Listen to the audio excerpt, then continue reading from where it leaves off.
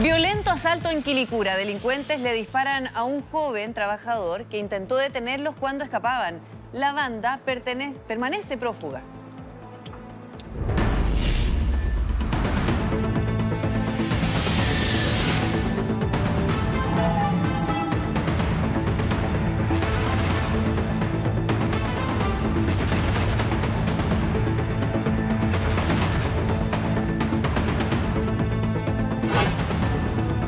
Mega Noticias actualiza con Priscila Vargas y José Luis Repenning. ¿Cómo están? Muy buenas tardes, sean todos bienvenidos. Junto a Priscila Carolina le damos inicio a este Mega Noticias actualiza y tal como se lo comentábamos, delincuentes atacaron a tiros a un joven trabajador que intentó detenerlos luego de que asaltaran su lugar de trabajo. Sí, la víctima se encuentra hospitalizada y vamos a conocer todos los detalles de este hecho con Jessica Camblor. Jessica, adelante. Muy buenas tardes. Hola, muy buenas tardes. Claro, importante iniciar este contacto indicando las novedades en el estado médico de este trabajador que fue baleado, recibió impactos de balas en sus dos piernas ayer en un robo que afectó a su empresa ubicada ahí en la calle Ojos del Salado en la comuna de Quilicura. Él intenta repeler este asalto millonario que afectó a los trabajadores y también a la propia empresa y es atacado entonces por uno de estos tres delincuentes que ingresaron. Afortunadamente, después de haber sido trasladado durante la noche hasta la Mutual de Seguridad, se pudo ahí confirmar, después de estudios médicos, que las heridas no eran graves y finalmente durante esta mañana este trabajador de 31 años fue dado de alta de ese recinto asistencial. Tiene un pronóstico bastante favorable según la información que ha emanado desde ese recinto médico. Claro que va a quedar con algún tipo de apoyo psicológico, sobre todo considerando lo que tuvo que enfrentar cuando él intenta evitar el accionar de estos tres delincuentes que llegaron ante la empresa de logística y demoliciones DSC cuando estaba terminando el turno.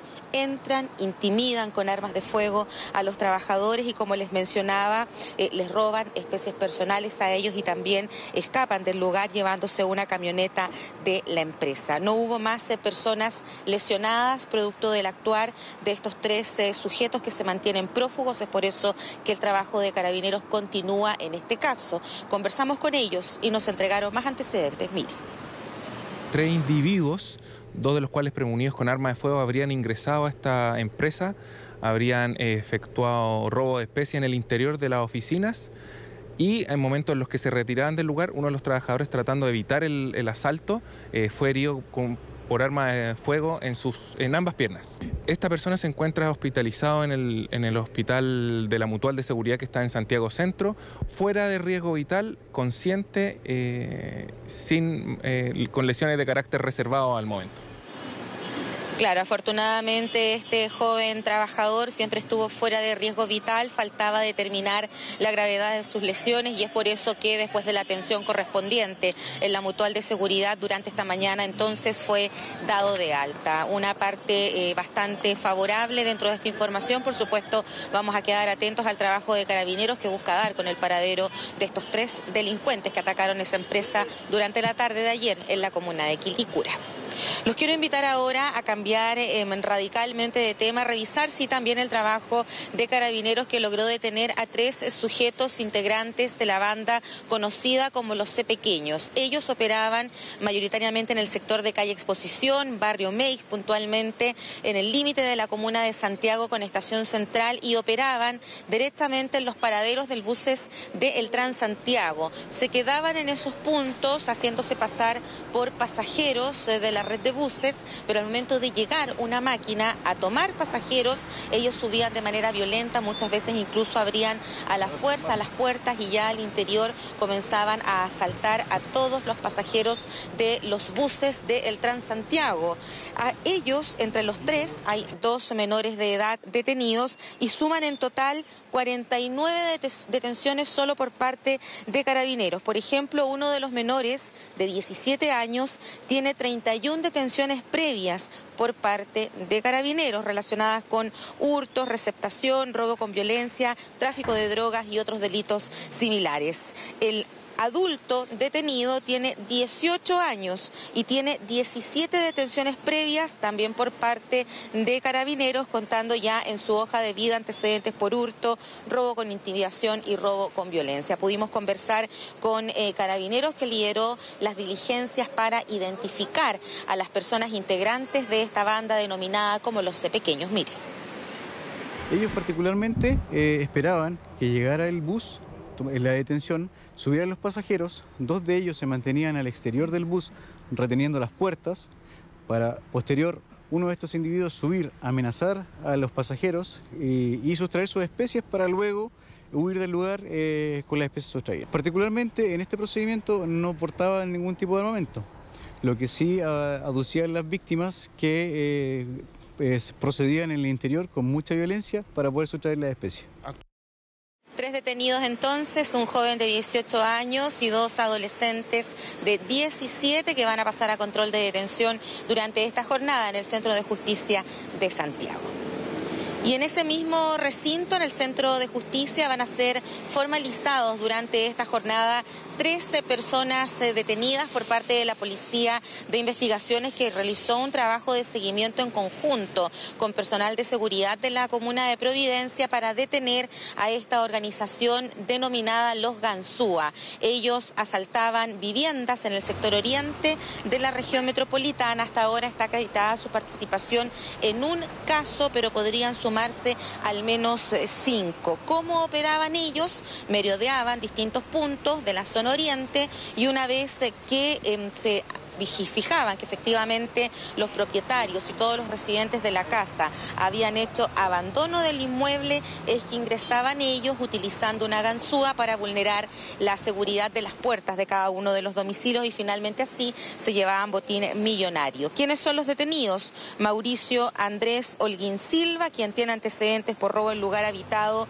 y porte ilegal de arma de fuego. Se suma Enzo Cancino Silva, los mismos antecedentes, robo en lugar habitado, robo en lugar no habitado, y además este sujeto mantenía una alerta de Interpol por un delito que cometió en territorio internacional. Y dentro de esta banda hay una mujer detenida, Paulina Cuellar Rivero. Fue sorprendida ella con los elementos necesarios para la comisión de los delitos por los cuales van a ser formalizados durante esta tarde. Conversamos con la Policía de Investigaciones y también con la alcaldesa Matei. Se incautaron varias especies, joyas, dinero extranjero, celulares y un vehículo que al peritaje por parte de peritos de nuestro laboratorio de criminalística se determinó de que el vehículo tenía un motor de otro vehículo con encargo por robo. Y los teníamos a todos seguidos porque esta es la gracia, o sea, Seguridad Ciudadana no solamente debiera estar patrullando las calles, sino que en realidad tenemos la posibilidad, compartiendo la información con la Fiscalía, con la PDI, con Carabineros, de ir entendiendo cuáles son las bandas que están operando y por lo tanto seguirlas, pillarlas y ponerlas tras las rejas.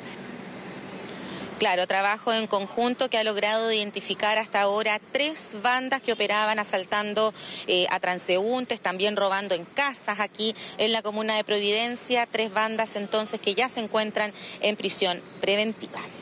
Y para cerrar, los quiero invitar a revisar imágenes de una emergencia que se dio durante esta mañana en el sector de Barrio Franklin, puntualmente ahí en la intersección de las calles Chiloé con Arauco, un incendio que se inició al minuto en que estaban ya ingresando los trabajadores de una empresa constructora que está edificando departamentos en ese punto. Se da en un piso de los pisos superiores este primer foco de incendio, fuego que avanzó de manera bastante violenta. Afortunadamente, los trabajadores que ya habían llegado hasta ese lugar para iniciar con su turno de trabajo lograron salvar ilesos del fuego que avanzó de manera bastante rápida. El origen podría estar en un generador que sufrió algún tipo de desperfecto o recalentamiento eléctrico. Es parte de la investigación que se tiene que llevar adelante por parte de los equipos especializados de bomberos. De hecho, conversamos con ellos una vez que controlaron la emergencia y también con Carabineros, que llegó a prestar colaboración por el cierre de calles perimetrales que se dio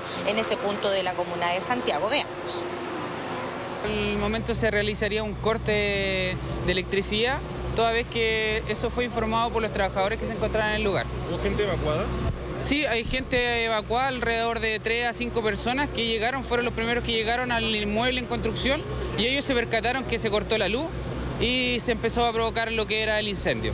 Al ingresar al lugar, se veía que estaba compartimentado, o sea, no tenía peligro de propagación. Pudimos ver que era solo en el lugar, se nos comentó que había gente en el interior del recinto. Realizamos búsqueda de rescate, no encontramos a nadie y se empezó a proceder con la extinción del fuego. Claro, de todas maneras se hizo esa revisión por parte de bomberos. Afortunadamente los entre 3, 4 trabajadores que habían llegado a esa hora de la mañana para iniciar con el turno de trabajo lograron salvar ilesos. Se dan cuenta que había un problema porque primero hay un corte de luz, después comienzan a sentir un fuerte olor a algo que se quemaba, evacúan, dan la alarma y ahí ven desde afuera ya afortunadamente este fuego violento que avanzó rápido, pero también fue controlado inmediatamente por las unidades de bomberos que llegaron hasta ese lugar. Sí, afortunadamente nadie resultó lesionado. Muchas gracias, Jessica, por tu informe. Buenas tardes.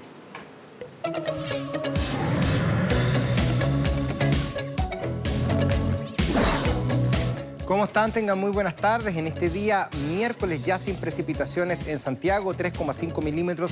Finalmente dejaron las lluvias el día de ayer en la capital, en el centro, por supuesto, de la ciudad. Hoy despertamos con temperaturas bastante bajas en el radio urbano de la región metropolitana y muy cerca del 0 grados fuera de este radio. Además, temperaturas bajo cero en el sur del país y también en algunos sectores de la zona centro-sur. Vemos la imagen del cielo de la capital solamente con algunas nubes, principalmente en sectores precordilleranos todavía se mantiene el cielo algo más nuboso. Una jornada en general parcial que a lo más va a llegar a los 18 grados solamente en algunas comunas, otras quedarían en los 17 y las más frías, principalmente las comunas del sector oriente, van a llegar solamente a los 16 grados. Vamos a revisar cuál es la temperatura que tenemos a esta hora, que en un día que ya lo decíamos, despertamos con mucho frío en Santiago, frío de primavera que por supuesto afecta mucho a la agricultura de nuestro país. 14 grados a esta hora con un 45% de humedad relativa en el ambiente y el cielo con nubosidad parcial, ocasionalmente más nuboso estuvo durante la mañana. Retomamos los índices de radiación ultravioleta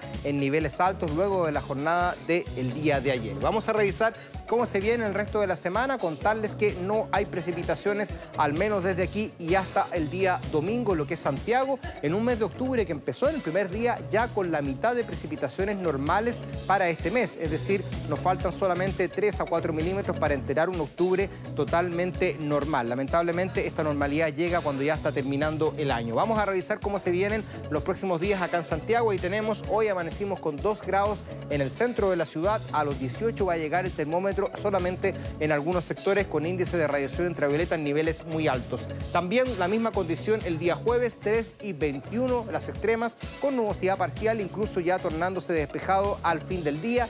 Día viernes amanecemos con 4 y llegamos a los 22 grados ya en una jornada completamente despejada en la capital. Sábado y domingo también entre nubes y sol con temperaturas bastante similares, las cuales nos van a dejar un resto de semana mucho más primaveral que lo que fue el día de ayer, donde no superamos los 13 grados en algunas comunas. Vamos a revisar un rato más el resto del país, prácticamente todo Chile el día de hoy continental, al menos sin precipitaciones, pero eso lo revisamos en un ratito. Que tengan muy buenas tardes. Perú amaneció nuevamente con un solo presidente a cargo del país. La congresista Mercedes Arauz renunció a la presidencia interina, aduciendo que se rompió el orden constitucional en ese estado.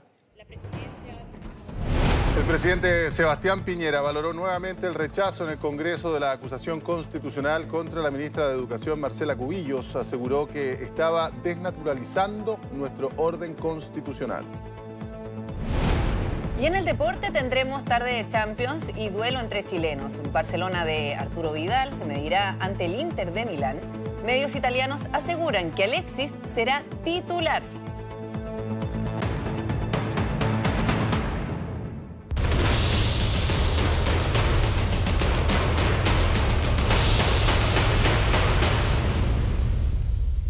Bueno, Perú ha estado en un estado de máxima tensión e incertidumbre luego de que el lunes, recordemos, el presidente Martín Vizcarra anunciara la disolución del Congreso y por su parte el legislativo respondiera aprobando una moción que declaró la incapacidad temporal del mandatario por lo menos por un año y presentando juramento a Mercedes Arauz como nueva titular del Ejecutivo. Bueno, hay novedades porque en el transcurso de la jornada se conoció la noticia de que Arauz finalmente decidió renunciar al cargo como vicepresidenta y por consiguiente también al rol de presidenta interina del Perú.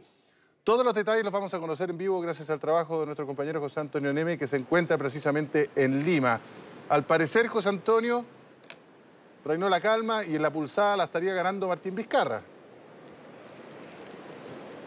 Sí, claro, y la sensatez también para muchos.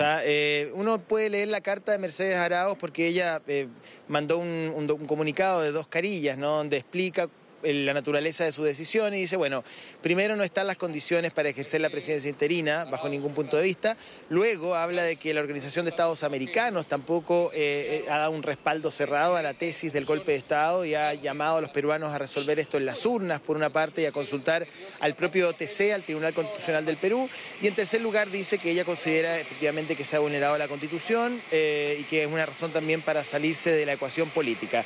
Estamos en Miraflores, vinimos a entrevistar a un abogado constitucionalista que nos dio ciertas luces, ¿no?, respecto de hacia dónde podría ir este juego, ¿no?, político del presidente Vizcarra, y estamos al lado del mar, está precioso, todo muy bonito aquí. Oye, quería mostrarles yo el diario Ojo, que es un diario, digamos, popular, que habla del conazo, que básicamente resume un poco también el sentir popular respecto de esto. Dice, se aferran al cargo, y muestra la imagen, y ustedes también tienen esa secuencia ahí en el canal, del del congresista Carlos Tubino, que recibió un conazo en la cabeza de parte de una ciudadana que estaba apoyando a Martín Vizcarra fuera del Congreso. Claro, Carlos Tubino, un congresista, salió junto a un grupo de otros congresistas que se estaban resistiendo a dejar el edificio del Congreso el día de ayer, y salieron caminando de alguna u otra manera creyendo ingenuamente que el pueblo los iba a apoyar, que los iba a aplaudir, que iba a criticar al presidente de la República, y se encontraron con un escenario totalmente distinto. La fuerza pública tuvo que intervenir y alguien, parece una señorita ahí un poco exaltada, tomó un cono de tránsito y se lo lanzó en la cabeza.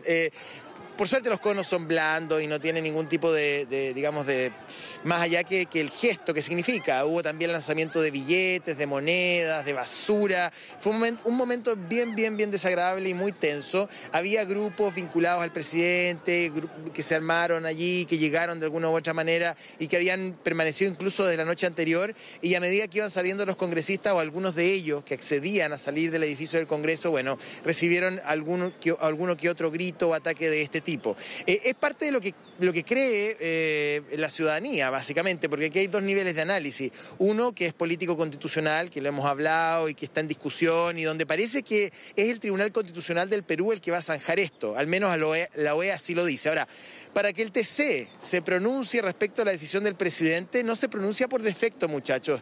Tiene que haber un pronunciamiento a partir de un juicio constitucional, es decir, un organismo, es decir, el Congreso tiene que denunciar al presidente ante el TC y pedir que se abra un juicio, y ahí el TC se constituye, el presidente se defiende, y esto puede tomar varios meses. O sea, el nuevo Congreso puede estar en funciones cuando recién el Tribunal Constitucional decida respecto de la disolución del Congreso anterior.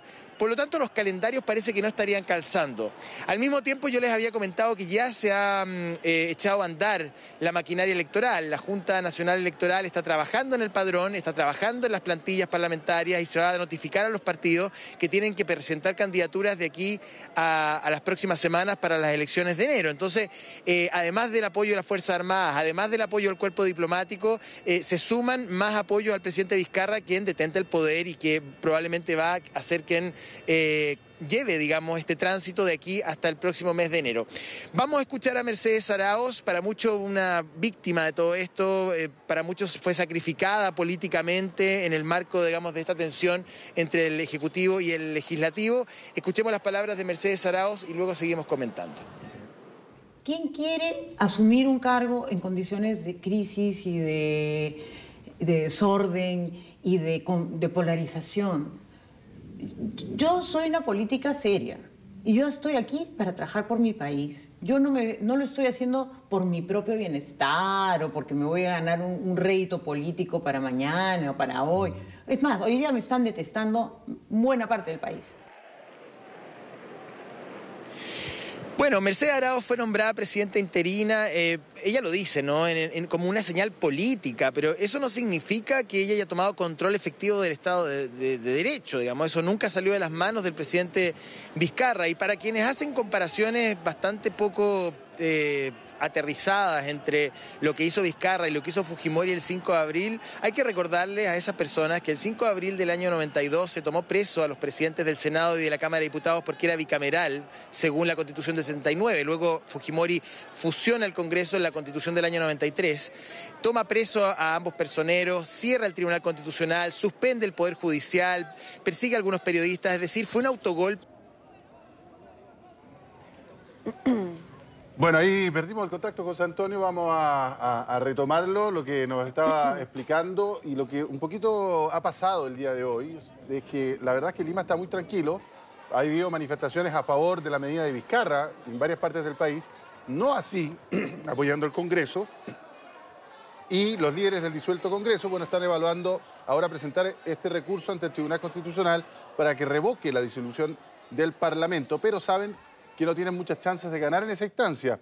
Eso es al menos lo que se ha especulado a nivel de prensa. Ahora eso sería un proceso bien largo. Sería un proceso largo, pero en definitiva tendría que pronunciarse siempre y cuando, como nos explicaba José Antonio, se presente el recurso frente al Tribunal Constitucional. De lo contrario, la vía institucional, a través de Martín Vizcarra, seguiría su curso y ya estarían, como dice José, y José creo que ya retomamos el contacto contigo, los partidos tendrían que presentar sus plantillas y organizarse las elecciones. Nadie me disolvió a mí, ¿ah? Sí, nadie me disolvió. O sea, me disolvieron, pero volví. Fue suspendido por unos segundos. Claro. Fui disuelto, pero he vuelto. Ay, no, tuvimos que ir al Tribunal Constitucional.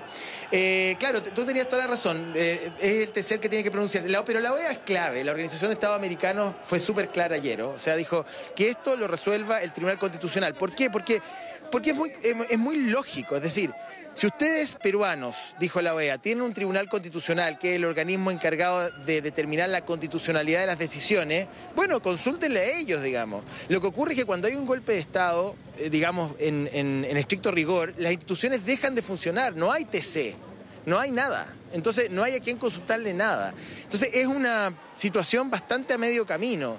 El abogado con el cual conversamos ahora, ya vamos a hablar sobre él en la noche, pero él nos decía, efectivamente yo no puedo decir que un golpe de Estado, pero sí me parece una medida que está al borde o al límite de la ley, ¿no?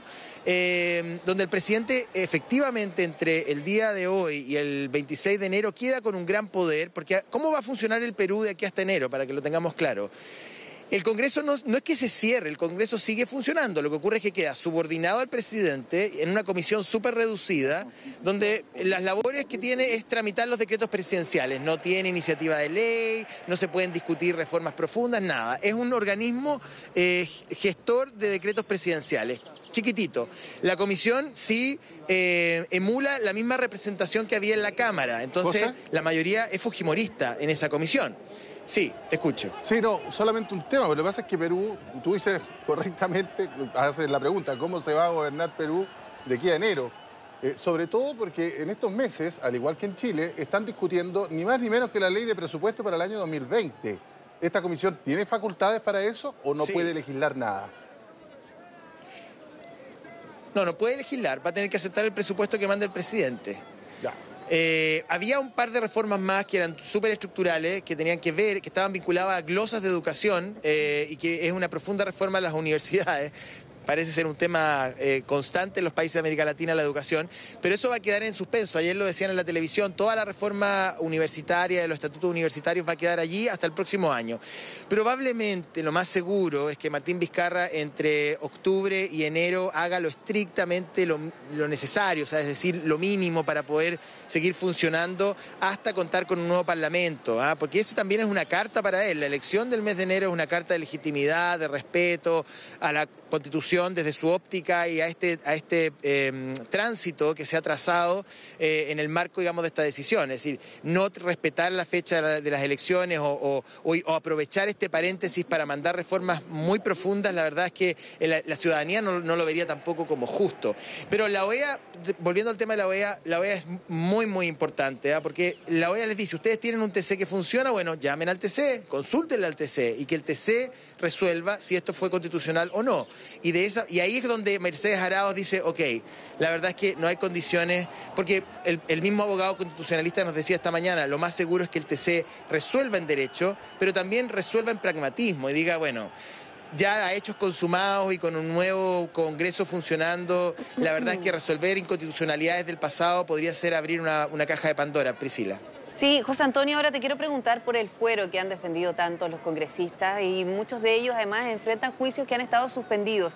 A partir de hoy, ellos ya perdieron su fuero. ¿Es probable que estos procesos judiciales continúen? Considerando que además en Perú son cerca de 300 políticos los que están siendo investigados, muchos de ellos congresistas precisamente, y hoy día además es un día clave, podríamos conocer nuevos nombres de personas involucradas en casos de corrupción. Bueno, específicamente en el caso de Odebrecht, porque se está esperando el contenido de una nueva declaración de Jorge Barata, que era el representante de Odebrecht en el Perú, y él, a través de una declaración, revelaría más de 70 nombres vinculados a códigos secretos por los cuales la empresa Odebrecht entregaba coimas a los funcionarios públicos para poder adjudicarse grandes obras, como por ejemplo la carretera interoceánica. Paréntesis, estoy al lado del mar, pero no se ve porque está súper nublado, pero está muy bonita la vista, ¿eh? Aquí en un malecón, el malecón de la Reserva. Sí, bueno, ayer a todo esto se trató de averiguar cuál era la razón de varios congresistas, no de varios, de un grupo mínimo en realidad, 3 o 4, que intentaron salir del país utilizando sus pasaportes diplomáticos, que evidentemente cuando llegaron al servicio de migración les dijeron no, ¿para dónde va usted si este pasaporte ya no tiene valor? ¿Por qué? Dijeron los congresistas, no, porque el Congreso fue disuelto, entonces ustedes ya no cuentan con el valor de este documento y tienen que venir con un pasaporte nuevo que emita el registro civil, común y corriente, digamos. Partieron al registro civil a sacar rápidamente el documento, ahí evidentemente los vieron, le sacaron fotografía, entonces ha sido materia de discusión de por qué estos congresistas querían salir tan rápido. Algunos de ellos dijeron que tenían viajes ya programados desde antes, otro dijo que tenía un hijo enfermo en Estados Unidos, entonces, pero uno se pregunta, ¿se querían escapar de algo? Porque efectivamente pierden el fuero y ahora las investigaciones de Odebrecht y otras pueden seguir adelante sin mayores problemas. Vamos a escuchar a Pedro Lochea, quien era hasta hace 2 días el presidente del Congreso y hoy día quien preside además esta comisión permanente que va a sesionar por primera vez este día, miércoles por la tarde en el Congreso, a las 5 de la tarde hora peruana. Y luego les cuento que viene con el gabinete. Los congresistas accesitarios no pueden entrar a la comisión permanente. No se está dejando entrar al personal de los congresistas de la comisión permanente. O sea, nosotros tenemos que tomar mérito en el día de hoy qué tanto somos nosotros fachada para sustentar o sostener una figura que no existe. O sea, mejor que esto sea abiertamente un golpe de Estado y ya está, asuma. Bien, el señor Pedro Lochea tiene que llegar hoy día a las 5 de la tarde hora del Perú, 7 de la tarde hora de Chile. Va a haber movimiento ahí, va a haber algo de show en el Parlamento, porque van a tener que entrar los miembros de la comisión permanente, muchos dicen que la policía les pone problemas, van a querer llegar acompañados probablemente de algún grupo de manifestantes o qué sé yo. Bueno, se va a generar algo ahí complejo, al menos así lo anticipa la prensa. Y además, el presidente Vizcarra, bueno, ha tenido reuniones con Vicente Ceballos, que es el presidente del Consejo de Ministros, porque mañana tendría que jurar el nuevo gabinete. A esta hora ya Perú tendría nuevo gabinete, eventualmente se están especulando los nombres, economía, trabajo, el Ministerio de la Mujer, desarrollo, en fin, muy importante también para el desarrollo y el crecimiento del Perú. Ya muchachos, los dejo, espero que haber respondido en parte sus consultas, sus dudas y nos vemos en nuestras multiplataformas. Completísimo informe, José, 1.000.000 de gracias, quedaron las dudas completamente despejadas. Que tenga una buena tarde.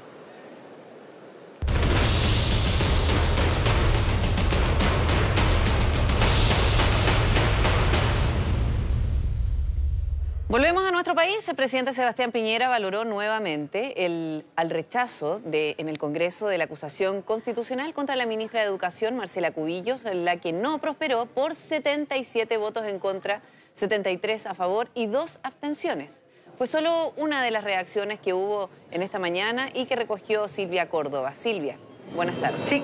Sí, ¿cómo están? Muy buenas tardes. Ya vamos viendo el día después de esta acusación constitucional que dio a favor de la ministra de Educación, Marcela Cubillos, pero que da una cierta pregunta acá en el Congreso, que quién es el perdedor al final en este requerimiento que, recordemos, fue impulsado por el Partido Socialista, generando bastante división y también problemas con el gobierno. Pero lo que sí es que ayer veíamos caras largas acá en el Congreso Nacional, bastante oficialismo acá conversando con la prensa, pero que solamente una persona estaba aquí, que era el caso del diputado Manuel Monsalve, que aseguraban desde sus filas ahí poniendo la cara y dando cuenta de esta derrota que de cierto modo ya aseguran acá va a generar un cierto conflicto con las filas de la oposición, esta mesa de acuerdo que tienen con los distintos partidos y sobre todo ante la votación de algunos parlamentarios de la Democracia Cristiana y sobre todo de independientes que dieron a favor del gobierno, estos 77 votos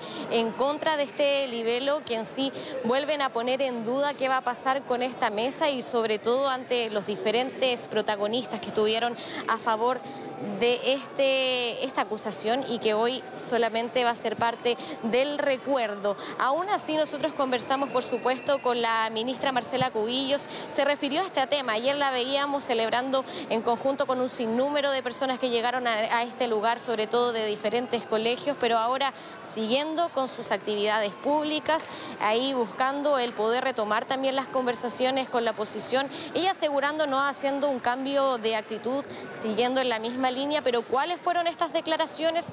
Pasemos a escucharla a la ministra de Estado.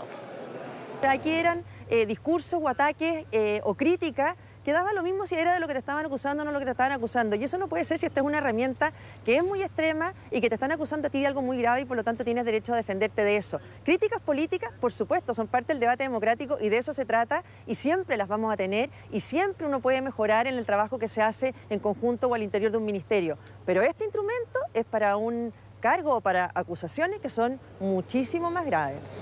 Bueno, y más allá de que no prosperó esta acusación constitucional, ahora el paso siguiente de la oposición es preocuparse qué va a pasar con las conversaciones, con el diálogo que tienen entre ellos y sobre todo a este llamado a unidad que ha buscado constantemente, sobre todo con los sectores de la Democracia Cristiana, donde aseguran que nuevamente se está desordenando alguna de las filas, si bien fueron 11 los parlamentarios, aseguran desde la ADC que estuvieron a favor de esta acusación constitucional, pero que nuevamente vemos otras caras, como el caso de Matías Walker, el diputado Sabac, que estuvieron del lado del gobierno en esta acusación asegurando que no había fundamentos jurídicos y que por eso mismo tenían que votar también según la postura, el haber escuchado paso por paso cuáles eran estos 5 capítulos que habían sido presentados por la oposición. Ya día nuevo acá en el Congreso y vimos caras largas también y sobre todo acá en la sala de la Cámara de Diputados, donde los propios parlamentarios, entre ellos del Partido Socialista, del Partido por la Democracia, hacían este llamado a uno de los parlamentarios, en el caso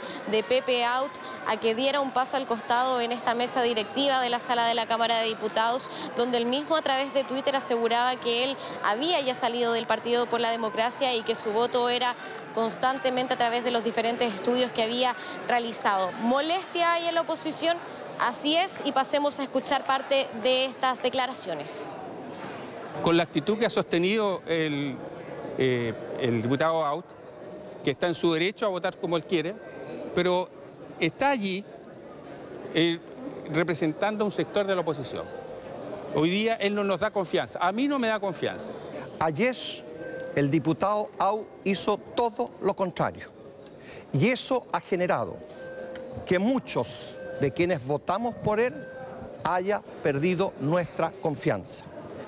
Si bien Pepe Out asegura no dar este paso al costado, pero va a ser clave en este almuerzo del Partido por la Democracia y sobre todo de las bancadas de la oposición, en ver si van a tomar una postura en conjunto ante esta petición, este paso al costado, para que puedan ver a este diputado al frente de la testera, dando cuenta como un parlamentario normal, aseguran los mismos legisladores, y no estar ahí al mando, por supuesto, en la sala de la Cámara de Diputados. Pero que otro de los temas que también se tienen que zanjar con la oposición es qué va a pasar con esta mesa de acuerdo, donde recordemos, meses atrás ya habían discusiones con los legisladores de la Democracia Cristiana, esto ante las diferentes votaciones que han estado a favor en las reformas emblemáticas del gobierno, esto por ejemplo en el caso de la reforma reforma tributaria, también la reforma al sistema de pensiones. Hoy nuevamente la acusación constitucional es un precedente, aseguran que se tiene que conversar, donde nuevamente aseguran estar cansados de dar oportunidades a la ADC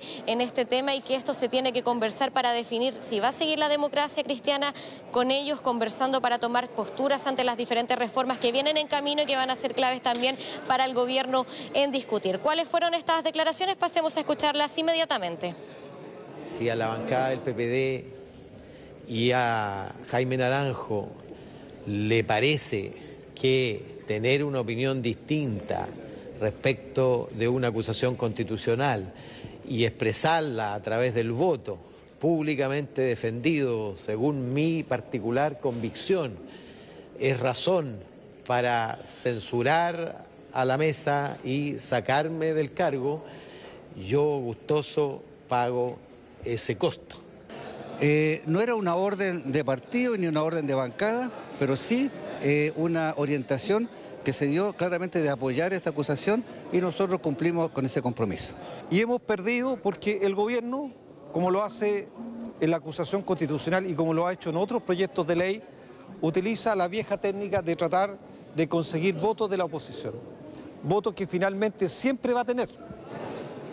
Bueno, no solamente este tema es el que ha causado conflicto acá en el Congreso, sin duda van a seguir las conversaciones, las reuniones, en estos almuerzos que se van a realizar de manera reservada, sino que también hay un pero acá en el Congreso que se generó esta mañana, que tiene relación con estas investigaciones que se están realizando por los casos de acoso sexual, donde Pedro Velázquez es uno de los acusados, donde se están haciendo las investigaciones pertinentes, que esto viene a raíz de régimen interno acá en la Cámara de Diputados, y que una de las personas claves en estas indagaciones se trataba de la Frente Amplista, Gael Llomans, que esta vez tiene que dar un paso al costado.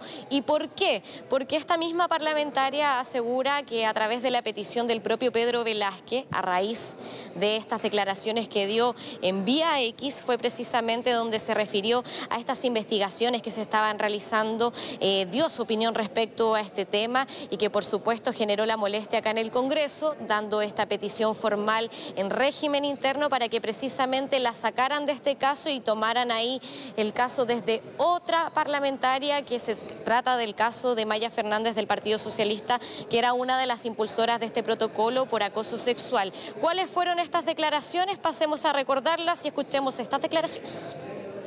Yo sí he recibido a por lo menos periodistas y también asesores en general de esta Cámara de denuncias de algo que es la razón finalmente que lleva a tener un protocolo en este Congreso sobre el acoso sexual, que es una realidad. Que el hecho de que estas personas involucradas no quieran denunciar no quita que no existen, que yo creo que eso se ha tratado también de señalar, o sea que finalmente como no hay denuncias, acá se ha tratado de decir que no hay finalmente denuncia ni acoso sexual. A mí me parece, y quiero reafirmar algo, me parece que es sumamente sospechoso que luego de la votación del día de ayer, de la acusación constitucional del diputado Velázquez, hoy día haya también una especie de articulación con la derecha que finalmente logra que me remuevan del caso en cuestión.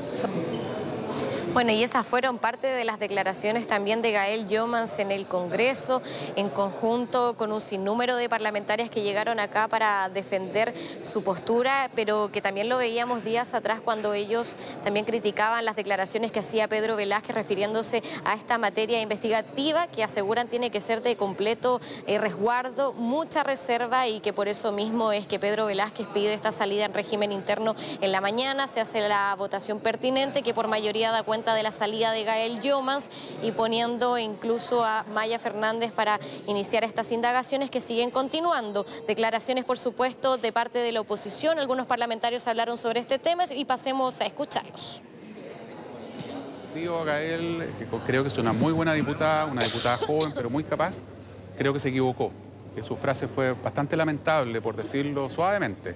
Yo soy presidente de un partido, soy diputado y su frase, la verdad, yo no la acepto. Y por eso yo espero que Gael Llomans ponga sobre la mesa los antecedentes a la brevedad posible, que ponga esta información a disposición de la Comisión de Ética, porque quienes somos presidentes de partido, que no somos muchos, que estamos aquí en la Cámara de Diputados, también tenemos honra.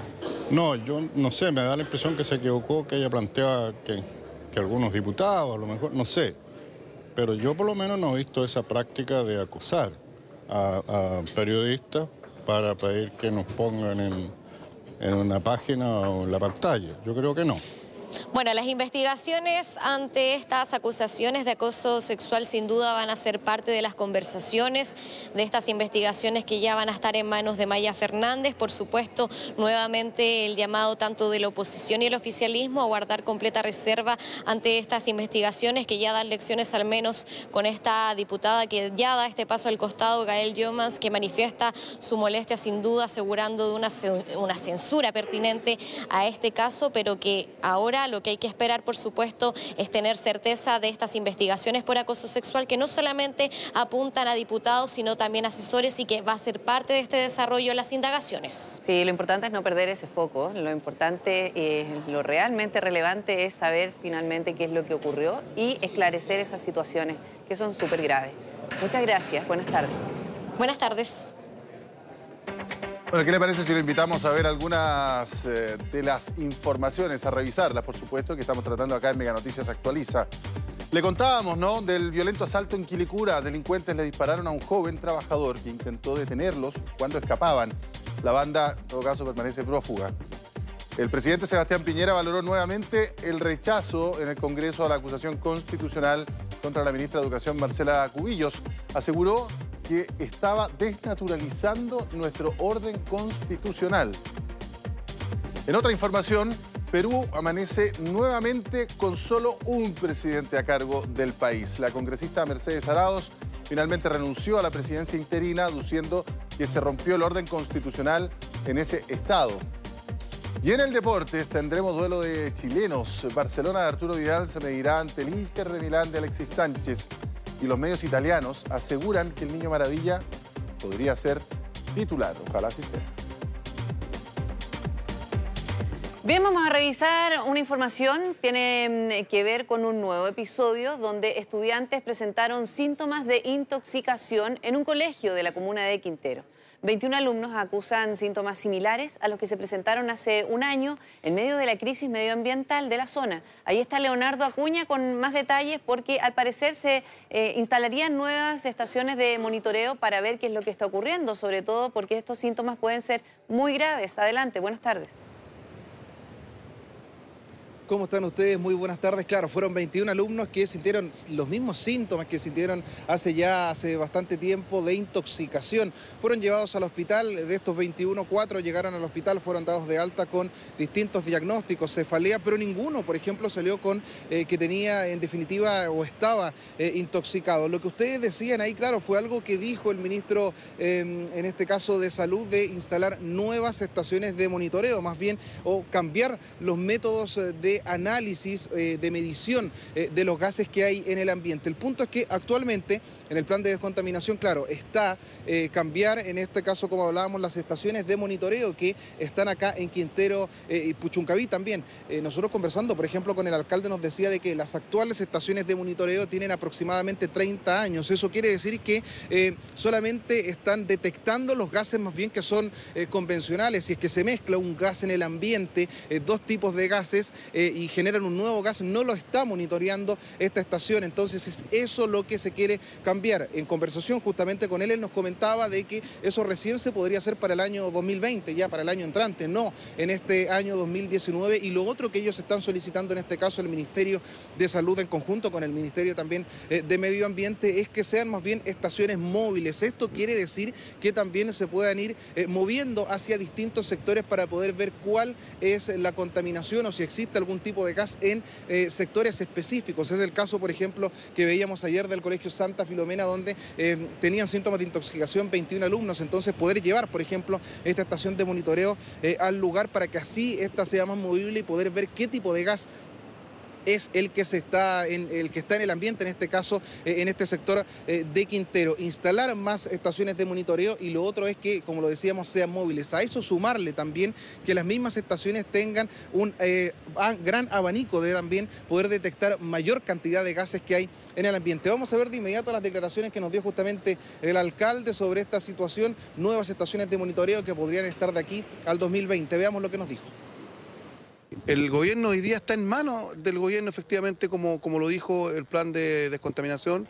De las empresas pasaron al gobierno, pero son las mismas. No es una estación moderna, son las mismas que hoy día están en línea, pero son las que miden los gases que están normados y no miden ningún gas nuevo de los que estamos intentando detectar, que es lo que está afectando a la población.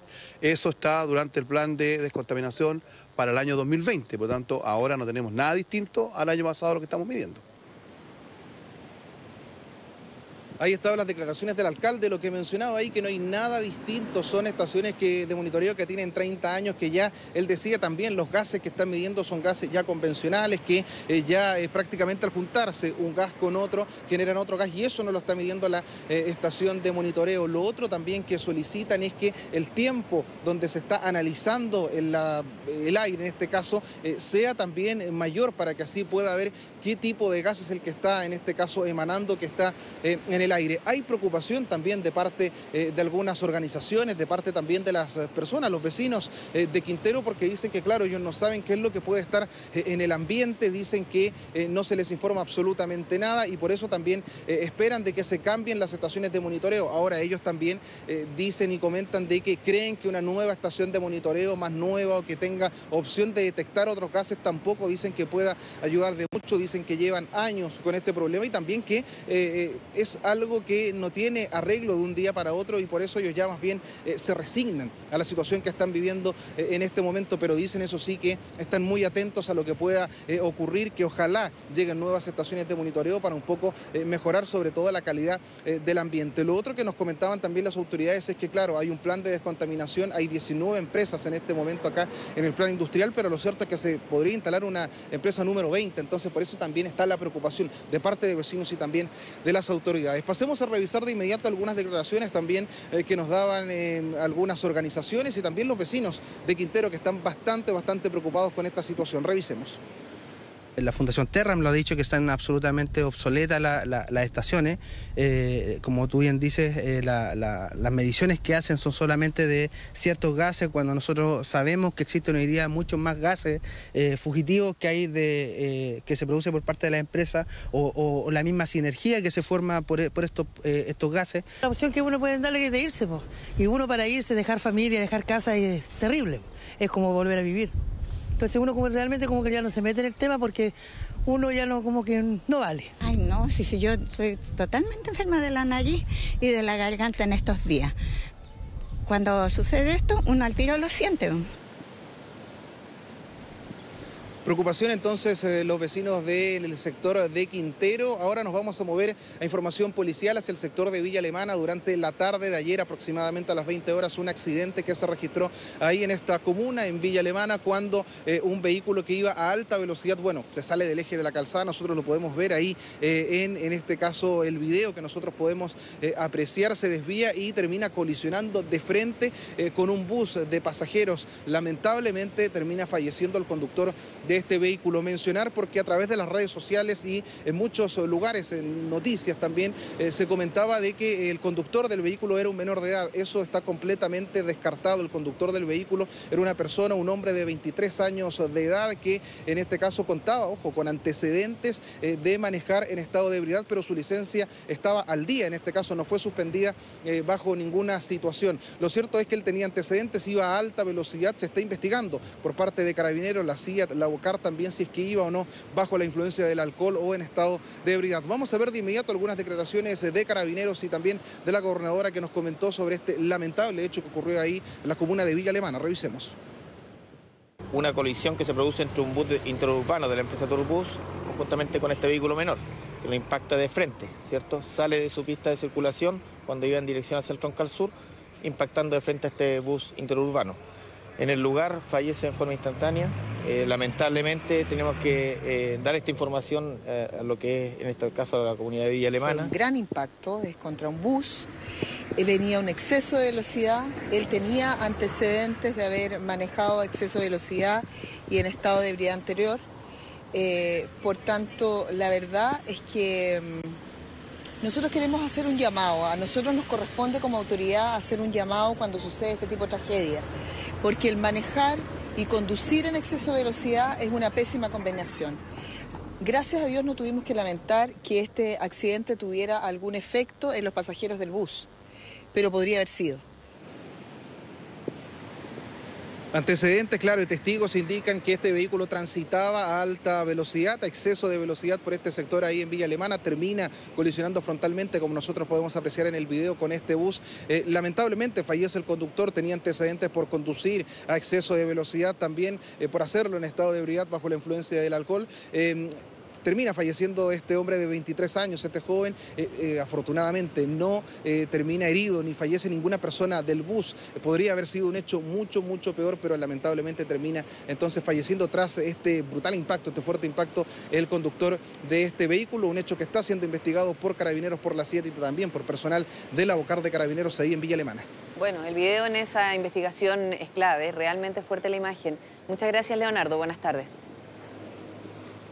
Bueno, queremos compartir con ustedes una información sumamente relevante, porque esta mañana la primera dama, Cecilia Morel, y el ministro de Salud, Jaime Mañalich, entregaron los detalles de las 5 nuevas enfermedades que van a estar en el auge. Y ojo, porque también está incluido el Alzheimer, una enfermedad degenerativa que es tremendamente compleja, no solamente para los pacientes, sino que también para el entorno familiar. Bueno, con los detalles, el 1 de octubre comenzó entonces a regir las coberturas para el Alzheimer, como ya se lo señalábamos, y además de 4 tipos de cáncer: pulmón, tiroides, renal y melomas múltiples. Es muy importante. Con las nuevas garantías se alcanza entonces a este número, 85 patologías en el sistema de garantías explícitas. Obviamente, ¿esto qué significa? Que tiene garantía de acceso, oportunidad, protección financiera, que es muy relevante. Y el médico que usted lo atienda tiene la obligación de señalarle que son patologías que están incluidas en este sistema. Bien, y vamos a cambiar de tema porque vecinos del Parque Forestal solicitan al gobierno más estudios que aseguren que la línea 7 del metro no afectará las reservas de agua del Mapocho y el río Maipo y será un proyecto cuidadoso con las personas y el medio ambiente. Más detalles los vamos a conocer con Francisca Sepúlveda. Francisca, buenas tardes. ¿Cómo estás, Priscila? Buenas tardes. Sobre todo cuidadoso con el Parque Forestal. Primero fueron los vecinos, luego tuvieron el apoyo del alcalde de Santiago y es ahora el Consejo de Monumentos Nacionales el que pide a Metro evaluar una nueva alternativa. ¿Por qué? Porque aquí, en este sector del Parque Forestal, debería estar uno de los accesos de una estación Baquedano de la nueva línea 7 del metro. La línea 7 que tiene 19 estaciones y que va de Renca a Vitacura. ¿Qué es lo que dice el Consejo de Monumentos Nacionales? Mediante un informe enviado al Servicio de Evaluación Ambiental, considera al Parque Forestal como una área protegida y se solicita buscar una nueva alternativa para un acceso de esa nueva estación que podría estar ubicado aquí, que por supuesto implicaría cerrar esta zona, sacrificar un pedacito del Parque Forestal y también algunos de sus árboles. Conversamos por supuesto con los vecinos de este sector de la capital que se oponen a la intervención del Parque Forestal. Escuchemos. Lo que estamos buscando, las organizaciones que estamos aquí presentes y que hemos hecho observaciones al estudio de impacto ambiental que ha presentado Metro, busca precisamente pedir a Metro que haga estudios serios a cabalidad, porque no considera, por ejemplo, no considera el sacrificio de las áreas verdes, no considera la afectación de los recursos hídricos de la cuenca de Santiago, lo que hemos mencionado, y esto es preocupación también de la Dirección General de Aguas del MOP.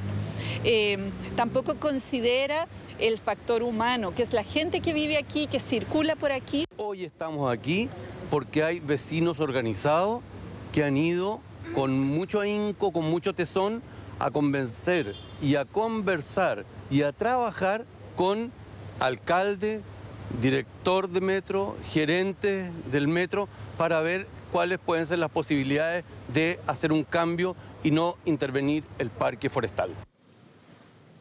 Los vecinos del Parque Forestal y también la Municipalidad de Santiago le pidió entonces a Metro evaluar una nueva alternativa y Metro emitió un informe. Es viable ubicar este acceso en las calles Pío Nono con la calle Bellavista, pero tiene un alto costo, 18 millones de dólares costaría mover, ¿no es cierto?, este acceso porque involucraría un túnel que tendría que pasar por debajo del río Mapocho y también por debajo de la Costanera Norte. Además, mover este acceso de la nueva línea 7 involucraría 6 meses más de trabajo y también reubicar una feria artesanal que está ubicada justo ahí en esas calles frente a la Facultad de Derecho de la Universidad de Chile, en la esquina de la calle Pío Nono con Bellavista. Conversamos con los artesanos de esa feria artesanal que por supuesto están preocupados por esta posibilidad de reubicación. Algunos de ellos trabajan ahí desde hace más de 20, 25, 30 años. Escuchemos a los artesanos de la feria artesanal de Pío Nono y también a los vecinos que circulan por este sector sobre la posibilidad de tener un acceso aquí en el Parque Forestal o en la esquina de Pío Nono con Bellavista. Ahora, me preguntaron, no, decir que si esto para nosotros nos complicaba, claro que nos complica socialmente porque es una fuente laboral.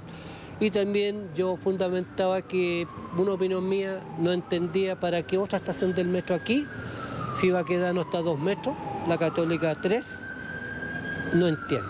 Ahora, este sector pertenece a Recoleta. Eso es Recoleta. Por lo tanto, el alcalde, señor Daniel Jadwe, él como autoridad va a tener que resolver y ahí nosotros recién empezar a saber de qué se trata y creo que esta cosa es para el 2026. Y cuidar la naturaleza porque ya casi no tenemos árboles y lo están cortando por todos lados, así que tenemos que cuidar la naturaleza y el medio ambiente para tener una mejor calidad de vida. Bueno, la plaza de armas ya está sacrificada y muchas otras, no lo veo un sacrificio tan terrible. Además los nuevos accesos de, por ejemplo, la última línea del Parque Almagro casi ni se notan. Son pequeños los accesos. La arquitectura ahora es bien respetuosa con las plazas y todo eso, así que...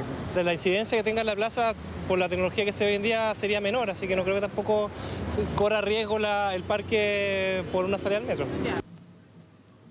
Le consultamos, por supuesto, a Metro de Santiago sobre la posibilidad, lo que piden los vecinos y también el municipio de mover este acceso. Metro, mediante un comunicado, señala que ya se han realizado modificaciones al proyecto de línea 7, como es el caso del pique en el Parque Forestal, donde la instalación de faena consideraba inicialmente la tala de 40 árboles. Tras escuchar a los vecinos, dice Metro, y con la intención de producir el menor impacto posible, el espacio utilizado para la instalación de faenas implicará el retiro de solo 8 árboles y la reubicación de 2. Además, el proyecto considera la reposición de 24 ejemplares en el sector. Entonces, es un proyecto que está en evaluación ambiental y son los vecinos, el municipio de Santiago y, como decíamos ahora, también el Consejo de Monumentos Nacionales, el que le pide, ¿no es cierto?, a Metro de Santiago reubicar este acceso por considerar el Parque Forestal como un área protegida. Bueno, vamos a ver entonces en qué queda todo ese análisis y a qué conclusión llegan. Muchas gracias, Francisca. Buenas tardes. Buenas tardes.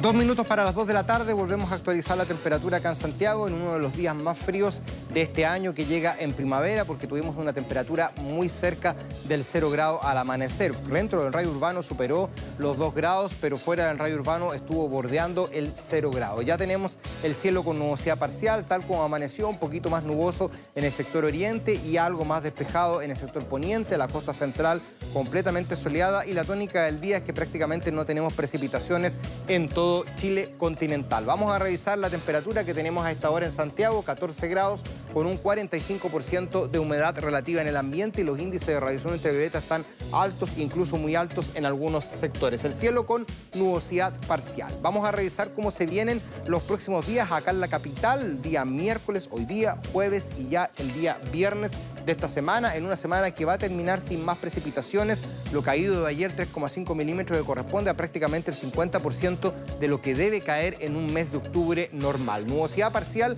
esta tarde y a lo más vamos a llegar a 18 grados solamente en algunas comunas, otras van a quedar en los 16 grados. 2 fue el valor mínimo de temperatura en el centro capitalino. Jueves también con nubosidad parcial, ocasionalmente despejado, sobre todo al término de la jornada. 3 la mínima, 21 grados el valor más alto de de temperatura y nos vamos a ir al día viernes, último día laboral de esta semana, que va a estar completamente despejado con un amanecer con 4 grados y una máxima de 22. Las máximas comienzan a ser poco a poco más primaverales, pero ojo con las mínimas, sobre todo la agricultura, porque se van a mantener muy cerquita del 0 grado en la zona centro-sur, también en el sur del país, que hoy día marcaron entre -1 y -2 en las principales ciudades, desde la región de la Araucanía y hasta los lagos. Hasta el domingo, ya lo decíamos, no hay más lluvias, al menos en lo que es Santiago y la zona central. Que tengan muy buenas tardes. Bueno, vamos a otras informaciones. Esta mañana el presidente de la República, Sebastián Piñera, lanzó el plan para prevenir y combatir los incendios forestales durante la temporada 2019-2020. En total se van a invertir 120.000 millones de pesos. Y los detalles de lo que fue presentado hoy los tiene la periodista Daniela Valdés absolutamente en vivo. Daniela, buenas tardes. Hola, buenas tardes. Sí, es un 34% más de lo que se invirtió el año pasado. Esto porque se espera, por supuesto, que producto del cambio climático, de la sequía que nos está afectando, sea un año mucho más complejo, más complicado y quizás con más incendios forestales. Es por eso que se ha lanzado de manera anticipada este plan para combatir y prevenir los incendios forestales, que normalmente se lanzaba en noviembre y que en esta ocasión se ha hecho un mes antes, para así poder ver todos los recursos que ya están disponibles y comenzar a conversar con otros países para ver la posibilidad no solo de tener reservas de agua, sino que también para ver la posibilidad de recibir algún tipo de ayuda con lo que tiene que ver con aviones u otros elementos para combatir el fuego. Fue por eso que el día de hoy en el grupo, en una de las bases de la Fuerza Aérea, llegó el presidente Piñera acompañado de otras autoridades de diferentes fuerzas de orden y seguridad, además de las Fuerzas Armadas, para ver todo lo que tiene que ver con este plan. Les decía yo que en esta ocasión va a ser un 34% más alto en inversión que el del año pasado, que era cerca de que el año pasado involucraba más de 43.000 millones de pesos. ¿Qué es lo que considera este plan? Fíjense que considera más de 2.500 brigadistas disponibles para el combate de incendios, distribuidos, por supuesto, entre Atacama y Magallanes. Eso es lo que tiene que ver con instituciones, y otros 2.500 más de instituciones privadas, así que sumarían más de 5.000 los brigadistas que ya están listos y capacitados para así poder trabajar en el combate de incendios. Y además hay 55 aeronaves, algunas de la Fuerza Aérea, otras del Ejército, de diferentes entidades que también son superiores a las del año pasado, que fueron cerca de 43. Les decía yo que destacan entre ellos los aviones cisterna, helicópteros, aviones de coordinación, entre otros. Hay un avión ahí bien importante también de la Fuerza Aérea que no es tripulado y que básicamente se encarga de tomar las fotografías aéreas que permiten poder luego distribuir los recursos y también lo que tiene que ver con las personas que combaten los incendios. Además de eso, por supuesto, hay otro tipo de tecnología, todo para así poder monitorear el comportamiento del fuego en velocidad, dirección e intensidad. Vamos a partir escuchando las palabras que dio el día de hoy el presidente Piñera, por supuesto acompañado también del ministro de Agricultura, en lo que tiene que ver con este plan de combate y prevención de incendios 2019-2020. Es una temporada difícil, porque las condiciones de sequía, de calor y también de mucho material, combustible, va a significar un desafío mayor que el que enfrentamos normalmente. Pero también estamos mucho mejor preparados para enfrentar esta tarea y este desafío. Estamos conversando con China, con Holanda, con Israel, para ver las últimas tecnologías que tenemos disponibles, ¿no es cierto?, para primero asegurar el agua para el consumo humano. Eso es lo primero siempre. Segundo, para asegurar el agua para la bebida de los animales. Y en tercer lugar, para asegurar el agua para 350.000 hectáreas de frutales, 150.000 hectáreas de viñas, 700.000 hectáreas de granos y 80.000 hectáreas de hortalizas. Chile tiene 1,2 millones de hectáreas que regar esta temporada. Tenemos que asegurar el abastecimiento y la producción de alimentos. Lo que tiene que ver con las reservas de agua para no solo animales y árboles de frutas, sino que también el día de hoy lo dejó en claro que ya se han iniciado conversaciones para ver si es que también estas 55 aeronaves no son suficientes y es necesario pedir algo de ayuda a otros países. De todas formas, la CONAF igual también ha instruido a más de 4.100 civiles para así poder cooperar con estos trabajos que podrían intensificarse producto de la sequía. Les decía yo que la Fuerza Aérea, el Ejército, la Armada y otras instituciones hacen un trabajo bastante importante y también ha trabajado durante todo el año en capacitar a su gente para así poder trabajar y, por supuesto, pilotear estas aeronaves que son muy importantes a la hora de poder combatir estos incendios. Conversamos con dos de los pilotos, uno de la Fuerza Aérea y otro del Ejército. Escuchemos lo que nos dijeron. Durante todo el año, los pilotos de helicóptero de la Fuerza Aérea se entrenan en la extinción de incendios, preparándonos para la temporada que se avecina ahora. Junto con eso, también nosotros, como Fuerza Aérea, tenemos, digamos, la presencia y la participación del avión no tripulado. Ese avión nos permite a nosotros poder captar las imágenes y de forma temprana poder avisarnos a nosotros dónde se están generando los focos desde un inicio. Este año el Ejército, particularmente la Brigada de Aviación Ejército, se ha empeñado en entrenar las tripulaciones desde el mes de agosto para que ya, como se ha anticipado el adelanto de la temporada, estar presto a poder apoyar ante cualquier incendio forestal que se produzca en el país, en las condiciones y en el lugar que se estime por parte de la Presidencia. 43.000 millones de pesos fue el presupuesto del año pasado. Este año supera los 57.000 millones. Entonces, el presupuesto de este año, además de la capacitación de todas estas personas, integrantes de instituciones, por supuesto que ya están listos y preparados para la temporada que viene, que ya adelantaba el ministro y el presidente, puede ser muy complicada producto de la sequía y también del cambio climático. José Luis Priscila. Perfecto, Daniela, 1.000.000 de gracias.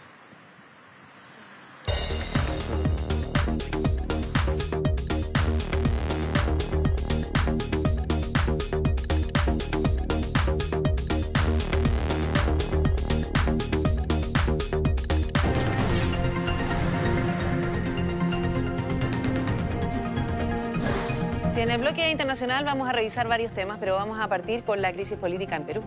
Así es, Mariana Schmidt, ¿cómo estás? Hola, ¿cómo están? Muy buenas tardes. Buenas tardes, Mariana. Mucha noticia y Claro. sobre todo el giro, ¿verdad?, que ha dado en las últimas horas esta crisis política en Perú, nuestros vecinos del norte. Ahora ese país vuelve a tener un solo presidente en medio de un fuerte choque de fuerzas entre el Poder Ejecutivo y el Legislativo. Este nuevo escenario se debe a la sorpresiva renuncia de Mercedes Arauz, como decía José Antonio previamente en un despacho, quien había asumido la presidencia en forma interina tras jurar en el Congreso. También dejó la vicepresidencia de Perú. Lo comunicó a través de una carta que difundió en su cuenta de Twitter. En esta misiva le explica al presidente del disuelto Parlamento, Pedro Laechea, que su renuncia es irrevocable debido a que se ha roto el orden constitucional en el país. Luego pide que se convoquen elecciones generales en el más breve plazo por el bien de Perú. Por su parte, Martín Vizcarra, quien jamás abandonó el gobierno pese a la vacancia votada en el Congreso, anunció que la elección del nuevo Parlamento será el 26 de enero del 2020 dentro de 4 meses, tal como lo estipula la Constitución, cuando ocurre la disolución del Parlamento. Mientras tanto, él analiza la recomposición de su gabinete ministerial luego de la renuncia de su primer ministro Salvador del Solar. De hecho, el nuevo gabinete va a jurar mañana. Horas antes de la renuncia de Arauz, la Fiscalía peruana había denunciado a la presidenta interina de usurpación. Por su parte, el presidente del Congreso rechazó suceder a Mercedes Arauz como presidente. Dijo que el Parlamento va a seguir buscando un equilibrio de poderes con el presidente Vizcarra.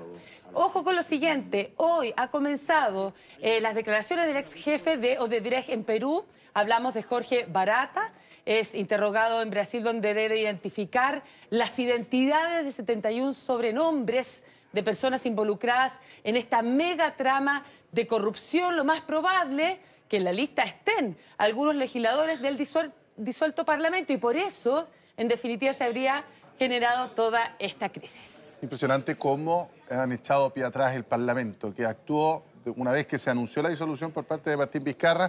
El Parlamento reaccionó desde las vísceras, podríamos decir, poniendo un presidente interino, suspendiente al presidente Vizcarra, pero ya en nada de tiempo echando pie atrás un poquito, también ateniéndose a las consecuencias, porque el apoyo popular de Martín Vizcarra es muy alto, inédito para un presidente peruano. Exactamente, y eso se ha reflejado en las calles, así que poco a poco vuelve la institucionalidad.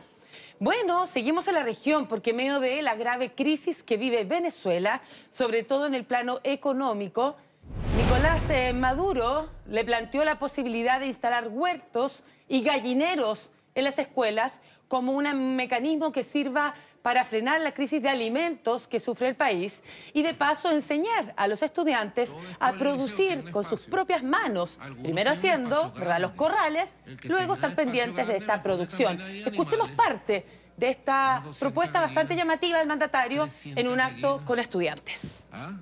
Yo tengo mi gallina. Unas 200 gallinas, 300 gallinas.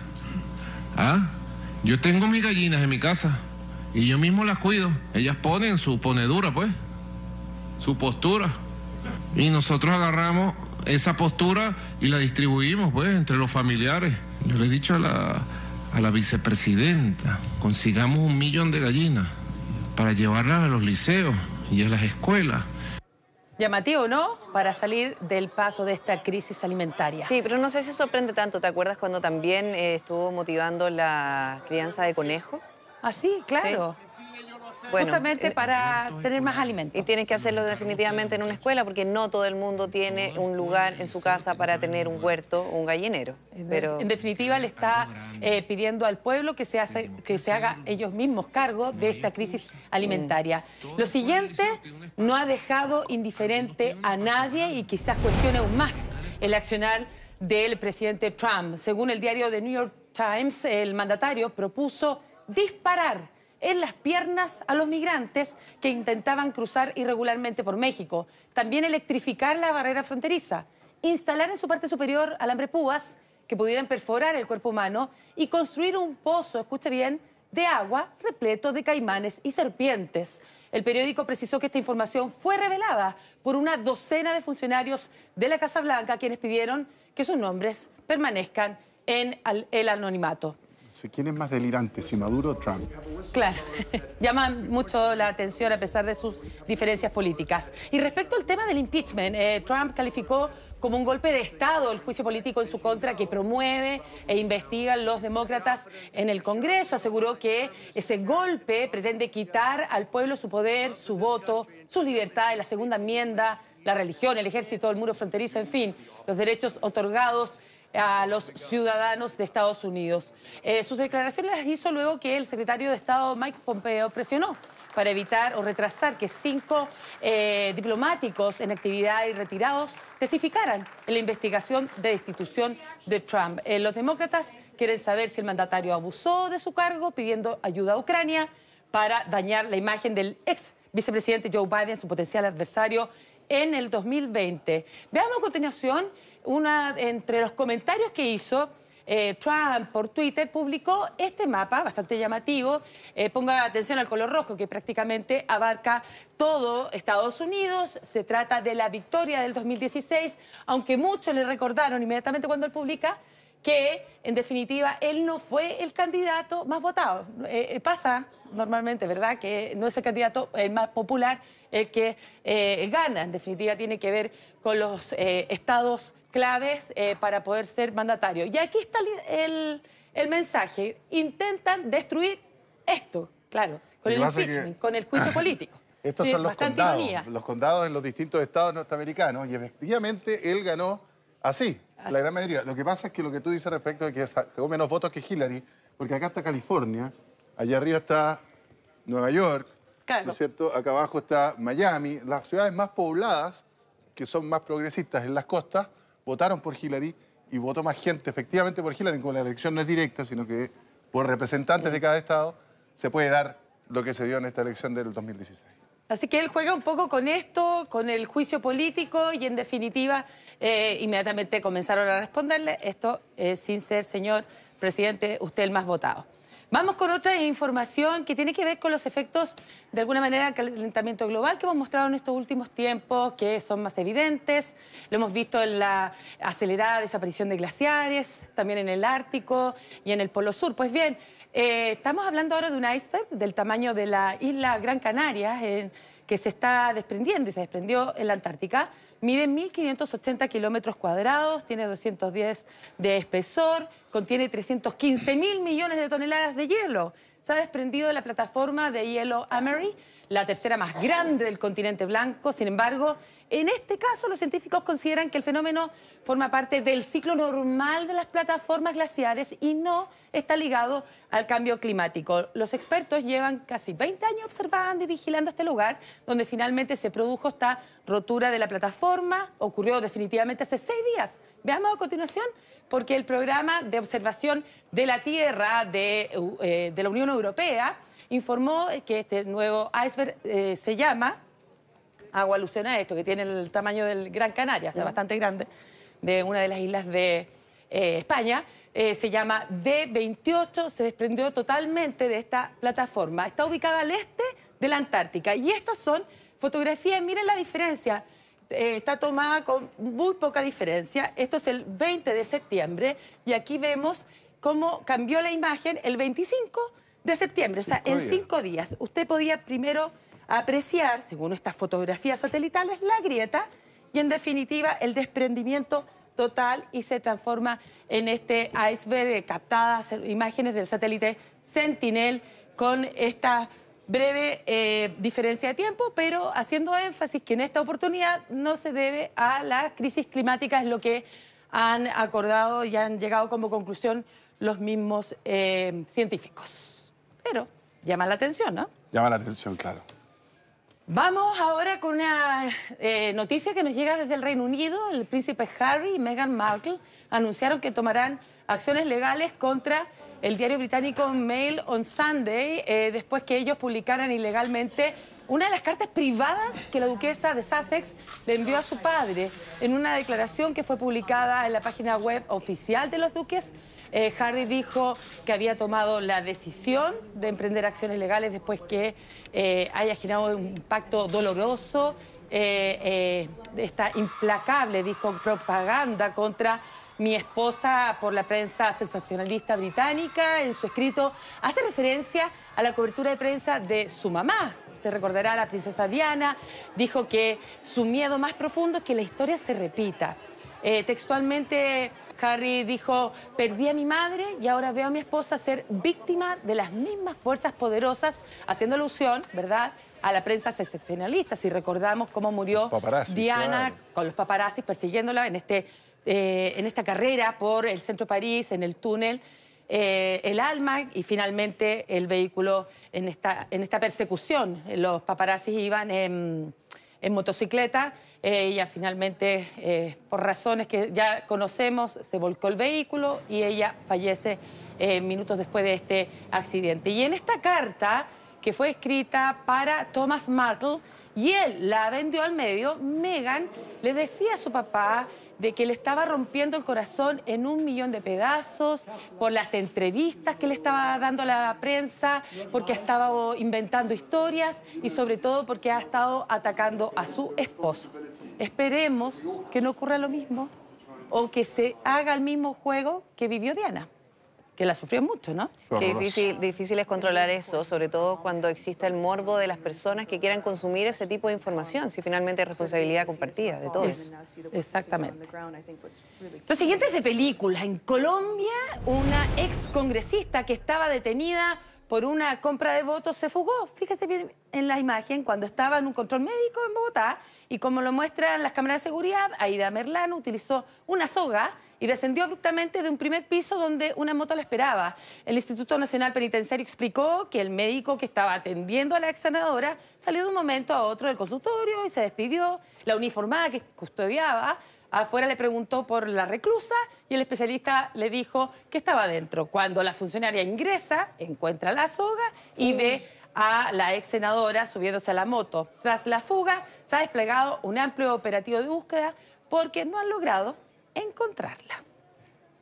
Sí, eso. Ya imágenes y sobre todo noticias bastante llamativas que nos llegan desde el exterior y, por supuesto, con la mirada bien fija en las últimas horas con Perú. Ni siquiera, no sé si tan de película, porque era como bien básico el escape, con una soga. ¿Y qué hace una soga en el consultorio? Sí, hay ahí toda una coordinación. Más raro que pescado con hombros. Muchas gracias, Mariana. Chao, buenas tardes. Chao. Bueno, queremos invitarlo a revisar ahora contenido que están en nuestras plataformas digitales. Michelle Bachelet fue interpelada por la vocera de una comunidad mapuche luego de participar del encuentro internacional de defensores de derechos humanos que se realiza en Dublín, en la República de Irlanda. Sí, la alta comisionada de la ONU había dado un discurso cuando Onesima Lienqueo, vocera de la Red Décima de la Defensa de la Infancia Mapuche, Infancia Libre y Sin Represión, se acercó para recriminarle su actuar ante el pueblo mapuche durante su periodo como presidenta de Chile. Si quiere conocer los detalles de esta información, visite nuestro sitio meganoticias.cl.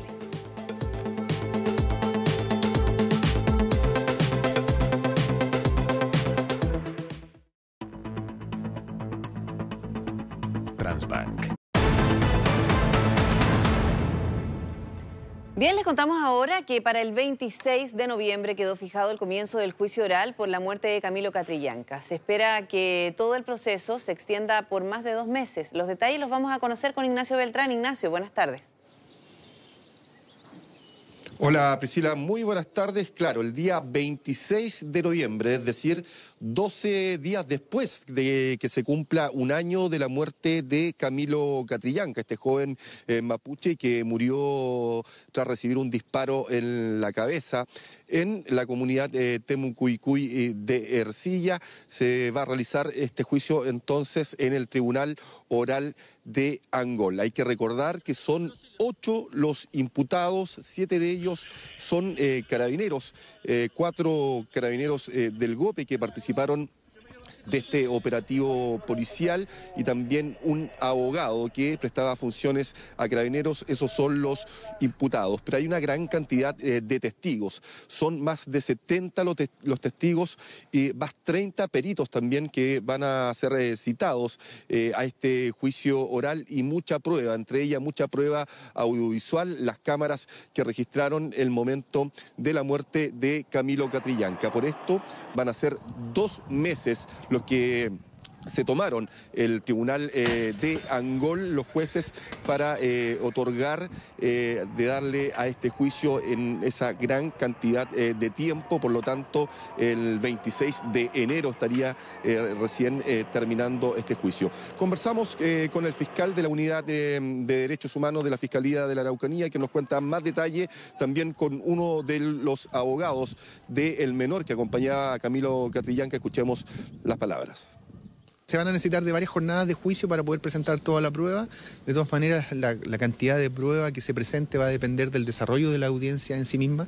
Hay una cantidad de testigos ofrecidos que supera los 70 y más de 30 peritos. Pero lo que se presenta en definitiva en el juicio va a depender de la manera también como se va desarrollando la audiencia, los hechos que se van dando por acreditados. El tribunal ha considerado que este juicio debería durar 2 meses y es el plazo de extensión aproximado que está fijado por el tribunal, pero no es lo que va a durar en definitiva, eso no se puede saber todavía. Sí, por cierto, ellos están citados, han señalado públicamente que asistirán como obligación legal que tiene como todo ciudadano a comparecer en estrado y por lo tanto en esa oportunidad nosotros realizaremos las preguntas necesarias para establecer tanto la responsabilidad criminal de los carabineros y eventualmente su responsabilidad política en el caso de que se dé la oportunidad. Claro, ahí el abogado Sebastián Saavedra se refería también a parte de los testigos que serían autoridades políticas, el ministro Andrés Chadwick, también el subsecretario Rodrigo Uvilla, que van a ser citados, van a tener que estar sentados en el estrado del Tribunal de Angol a la hora que se desarrolle este juicio. El 26 de noviembre entonces comienza el juicio de Camilo Catrillanca, que va a establecer las responsabilidades en la muerte de este joven comunero mapuche. Muchachos. Claro, durante más de 2 meses con cerca de 70 testigos nos imaginamos que además vamos a vivir jornadas bien extensas, pero por supuesto vamos a estar muy pendientes de lo que se pueda concluir en cada una de esas intervenciones. Muchas gracias, Ignacio. Buenas tardes. Bueno, ponga mucha atención a lo siguiente, por lo menos a eso lo invitamos, porque comienza a funcionar un nuevo método de pago que va a beneficiar principalmente al pequeño comerciante del almacén de barrio, por ejemplo. Es un sistema que sería más barato y casi como un celular. ¿De qué se trata? Lo preguntamos a Catalina Muñoz, que está con este tema en vivo. Adelante, Catalina, buenas tardes. Buenas tardes, ¿cómo están? Así es una muy buena noticia para el pequeño comerciante, sobre todo para aquellos de almacenes de barrio. Por eso estamos en la comuna de Ñuñoa, donde hay varios de estos, en donde sobre todo a la hora de almuerzo todos los vecinos vienen a comprar y va de la mano con dejar atrás el efectivo, las monedas, los billetes que hemos conversado en otras ocasiones. Es un medio de pago que está quedando obsoleto. Existe una nueva máquina POS, que es la que vemos en el comercio habitual, pero que hoy comienza también su marcha profunda para todo el comercio, sobre todo más minorista. ¿Por qué? ¿Qué beneficia esto? Ellos van a poder pagar mucho menos. ¿Cuántas veces ha pasado que a veces vamos a comprar a la feria quizás y queremos pagar con tarjeta de débito, tarjeta de crédito o con algún medio de pago vinculado al celular? Y muchos comerciantes nos dicen que no tienen estas máquinas porque es muy costoso. Esta nueva máquina finalmente lo que hace es reunir todo lo que un comerciante necesita, incluso una boleta electrónica. La gran diferencia con las máquinas habituales que vemos de Transbank en todo el comercio es que las boletas electrónicas, cuando uno paga con tarjeta de débito o tarjeta de crédito, se entregan. Pero esta máquina funciona también como una caja registradora. Entonces, cuando vayamos a pagar con efectivo, que sabemos cada vez son menos las personas, el kilo de pan, por ejemplo, la boleta también se va a emitir a través de esta máquina. Eso, por supuesto, al comerciante le beneficia para evitarse todos los trámites en el servicio de impuestos internos. También, por supuesto, un ahorro al bolsillo a la hora de tener que pagar todas las boletas, y además las comisiones son bastante más bajas. Conversamos durante la mañana con quienes también traen esta máquina a nuestro país, que por ahora está funcionando solo en la región metropolitana, pero pretende extenderse al resto de Chile. Y por supuesto también están de la mano con Transbank, porque bien sabemos ellos son los que tienen todas las máquinas en el país. Pero también, como yo les decía, funciona como un celular, es mucho más digital, es mucho más moderna, es casi como un Android, nos explicaban. Entonces eso también les beneficia a ellos porque, por ejemplo, no tienen que estar sujetos a la conexión a Internet todo el tiempo. ¿Qué nos dijeron desde las empresas que están a cargo de esto, de esta nueva innovación que viene a ser una nueva forma de pago, sobre todo en el comercio minorista? Pasamos a escuchar a continuación. En términos de transacciones es exactamente lo mismo, o sea, tú procesas las transacciones de la misma forma. Las máquinas, bueno, ustedes las van a ver, son mucho más modernas, son máquinas que son con la tecnología Android, que combinan un montón de servicios. Combinan, por ejemplo, el servicio de una caja registradora. Yo puedo ir anotando todas mis ventas en la caja registradora, ¿no es cierto? Y estas ventas van quedando en la nube y yo las consulto cuando quiera. Por supuesto que emito la boleta electrónica. Con Royalcom trabajamos justamente para lograr una conjunción en términos de que ellos ponen su equipamiento con una serie de valores agregados para el pequeño comercio, y nosotros ponemos todo nuestro conocimiento en todo lo que es medios de pago, ¿no es cierto?, para que la transacción fluya hacia las marcas internacionales, emisores y todo el resto, digamos. Entonces es una mezcla de lo mejor de los dos mundos.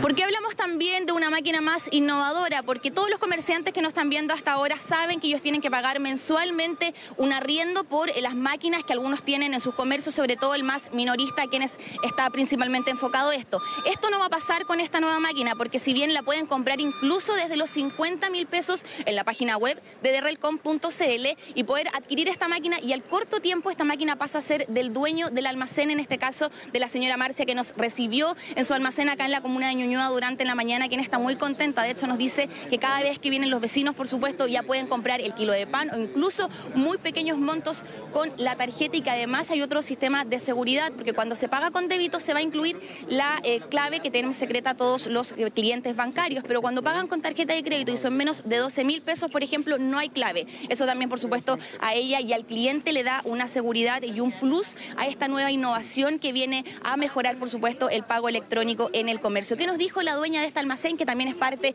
de un plan piloto, que hoy día también es parte, por supuesto, de esta innovación que está en el comercio, y pasamos a escuchar a continuación. La verdad es que esta máquina no ha tenido costo para mí. Sí, una comisión por venta, pero a mayor venta, mayor ganancia. Sí, ha cambiado. La gente se acerca, mucha gente pregunta, ¿no es cierto? Un nuevo sistema de tarjeta, de pago con tarjeta. Sí, acá lo tenemos. le cambia la vida a ella y también, por supuesto, a los clientes y a todo el comercio minorista. Siempre lo hemos comentado, el pago electrónico está avanzando en nuestro país. Eso es una nueva forma y por eso también se lo contamos a ustedes. Si están interesados, hay que adquirirlo porque, por supuesto, también lo que hace es tener más seguridad, incluso para los comerciantes poder acceder a menos costos cuando pagan por una máquina que sabemos el dinero en efectivo está desapareciendo y estamos a puertas de llegar sobre todo a donde existan solamente tarjetas. Perfecto. Muy buena noticia, Catalina. Muchas gracias. Chao, Cata. Buenas tardes.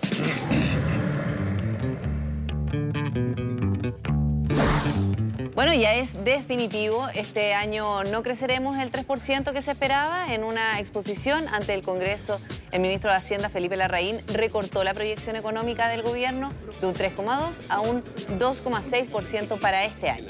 ¿Qué significa esto para la gente, los ciudadanos de a pie? Todo nos explica don Roberto Sacos Pérez de Manzano. ¿Cómo les va? ¿Qué tal? Hola, Roberto. Bueno, sí, yo creo que es una noticia que se esperaba, ¿no es cierto? Todo el mundo ya venía de alguna forma pensando que Chile no iba a crecer ese 3,5% que se pensaba en un principio iba a ocurrir. Era una mirada muy optimista, ¿no es cierto?, de la economía. Una economía como la chilena, que es pequeñita y que ha sido azotada por la guerra comercial entre dos colosos como son Estados Unidos y China. Lo que estamos viendo en este momento es lo que ocurrió esta mañana. Es algo tremendamente importante desde el punto de vista económico porque da la partida a la discusión del presupuesto para el próximo año. ¿Y qué es eso? Es una exposición del ministro de Hacienda con la mirada del gobierno, del Ministerio de Hacienda, respecto de cómo está la economía. Es algo parecido a lo que hace el Banco Central, pero ahora lo hace el gobierno. Se le llama el estado de la hacienda pública. Y aquí el ministro dice cómo está la economía, sus debilidades, sus fuerzas, sus amenazas y lo importante también desde el punto de vista noticioso, sus proyecciones económicas. Y en esta oportunidad el ministro ha recortado, ha sincerado, como ha dicho el senador Lagos Weber, ha dado un baño de realidad respecto de la cifra económica que estaba muy alta y ahora ya se acercan a lo que piensan más o menos un consenso respecto de lo que será este crecimiento. Y lo noticioso es que ya se indica, se sincera de que este año no vamos a crecer más del 3%, va a ser mucho menos del 3%. Veamos los números, veamos la portada, por favor, señor director de Pérez y Manzana, con este sinceramiento del gobierno, de las autoridades económicas, de lo que va a ser el crecimiento económico este año, en el informe del ministro de Hacienda ante el Congreso. Ahí está una foto del ministro Felipe Larraín y esta indicación entonces de que creceremos por debajo del 3%. Vamos con los números que ha presentado el gobierno, el ministro de Hacienda Felipe Larraín ante esta comisión mixta de presupuesto. Había diputados, habían senadores, más bien la gente del área económica del Parlamento que recibió estos números. Y aquí está, mira, fíjense lo que pensaba en este mismo informe del año pasado respecto del crecimiento del año 2019 el gobierno. Creía que íbamos a crecer un 3,6%. Eso es lo que se creía. Este fue el primer número que se lanzó respecto de lo que iba a ser el crecimiento del 2019. Luego en marzo, que hay un nuevo ajuste, se baja a 3,2%. Insisto, estas son las proyecciones oficiales del gobierno a través del Ministerio de Hacienda. Se pensaba entonces en marzo que este año 2019 creceríamos un 3,2% y ya ahora, cuando ya se empieza a ver el presupuesto del próximo año, se sincera y se dice ya, ¿saben qué? El crecimiento de este año va a estar en torno a un 2,6%. Ese ya, esperemos que sea el último número. Cuando, además, y no baje más de eso. Se ve que la guerra comercial no afloja. Claro, no afloja. En algún minuto se pensó que podía durar un tiempo, pero se ha mantenido. Y es lo que ha culpado el ministro de Hacienda Felipe Larraín. En su exposición ha dicho que el principal efecto de que estamos creciendo tanto y tengamos que recortar nuestras proyecciones tiene que ver con la guerra comercial entre Estados Unidos y China, porque ¿qué es lo que ha producido eso en la economía chilena? Que nuestras exportaciones han bajado considerablemente, que el precio del cobre ha bajado considerablemente y que el consumo de las personas, producto de este susto, la gente se asusta, ve todo esto, también ha tenido una merma considerable y todo eso ha tenido un efecto en la economía global. Pongamos ahora en perspectiva. veamos las proyecciones del gobierno, del Banco Central y de lo que piensan las empresas, el mercado, los economistas, ¿no es cierto? Para ver cómo quedan ahora y para que vean ustedes que de alguna forma se anduvieron alineando, por decirlo de alguna forma. Ya, el gobierno a través del Ministerio de Hacienda ya dice el 2019 un crecimiento de 2,6%. El Banco Central hace poquito había recortado, lo deja en 2,5% y el mercado, o sea, los expertos, los economistas, el sector privado también cree un 2,5%. O sea, yo creo que ya hay, como ustedes lo ven, un consenso, ¿no es cierto? Que ya está entre 2,5 y 2,6. Siempre es importante explicar esto con pera y manzana. ¿Por qué estos números son noticias? ¿Por qué le damos tanta relevancia? Porque si tenemos un mayor crecimiento económico, hay más dinamismo de las empresas, se mueve más dinero, cada empresa vende más. Si vende más, tiene posibilidad de contratar a más personas, expandirse, un supermercado, por ejemplo, abrir más sucursales, un banco, lo mismo, y ahí se contratan más personas. Si se contratan más personas, hay más posibilidades de que la gente aumente los sueldos y además hay empleos formales. De ahí la importancia del crecimiento económico. Don Roberto, cada punto de crecimiento del PIB significa para el fisco una recaudación aproximada de 800 millones de dólares, que eso va en gasto social, en, qué sé yo, políticas públicas en general. Un muy buen aporte, José Luis. Sí, efectivamente, más crecimiento también son más ingresos para el fisco. Veamos lo que dijo el ministro de Hacienda, los parlamentarios que dicen, bueno, si estamos creciendo poco, debería haber más gastos. Ahí está la discusión también, y también lo que dice el oficialismo respecto de lo que ocurrió hoy día en esta exposición en el Congreso. Tenemos una confrontación y el problema es que no estamos inmunes a lo que pasa afuera.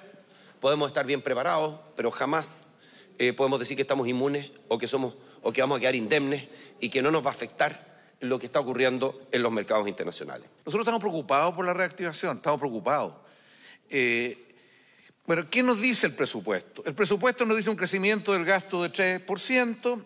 O sea, en otras palabras, seguimos esperando que mejoren las condiciones internacionales y seguimos esperando que los empresarios se motiven, inviertan y se activen. Yo he estado viendo otros informes en otros países y son todos para llorar, porque todas las previsiones, efectivamente, no de Chile, a nivel mundial, han ido a la baja sostenida, llegando en algunos casos a avisos de recesión.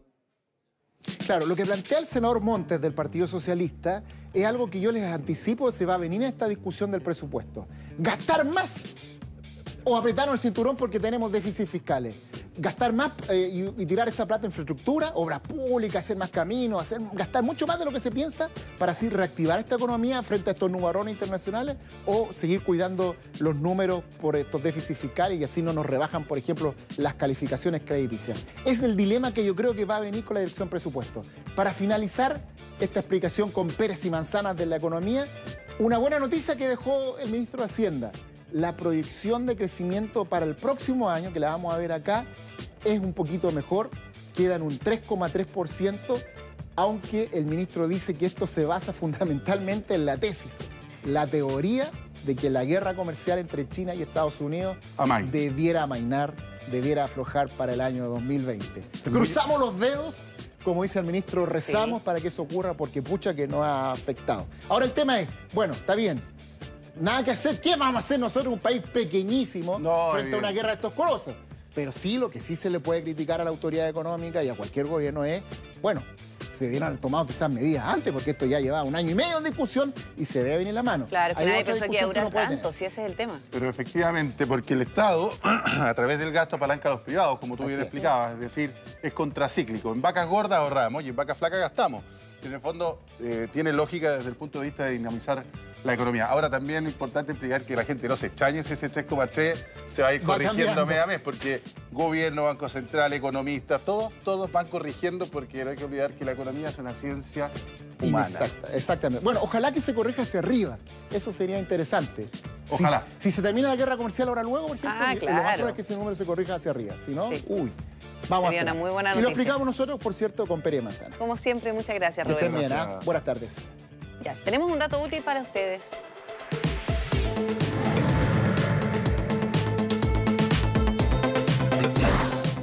Cada año las cajas de compensación acumulan miles de millones de pesos por conceptos de excesos que corresponde a montos que quedan guardados a la espera de que sus afiliados los retiren. En nuestro sitio meganoticias.cl revise si tiene dinero a su favor y sepa cómo puede cobrarlo.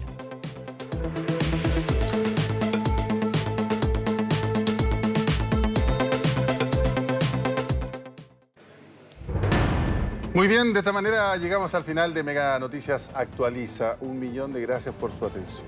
Sí, de todas maneras puede seguir informándose en las plataformas digitales de Mega Noticias y nos volvemos a encontrar, al menos por mi parte, mañana muy tempranito para los más madrugadores de Chile a las 5:45.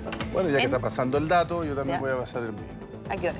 En la radio Infinita vamos a estar desde las 19 horas junto a Soledad Neto en Lo que faltaba y en la noche Mega Noticias Prime a las 9:15 al aire para ustedes. Perfecto, para que estén súper bien informados. Nos vemos. Chao, gracias.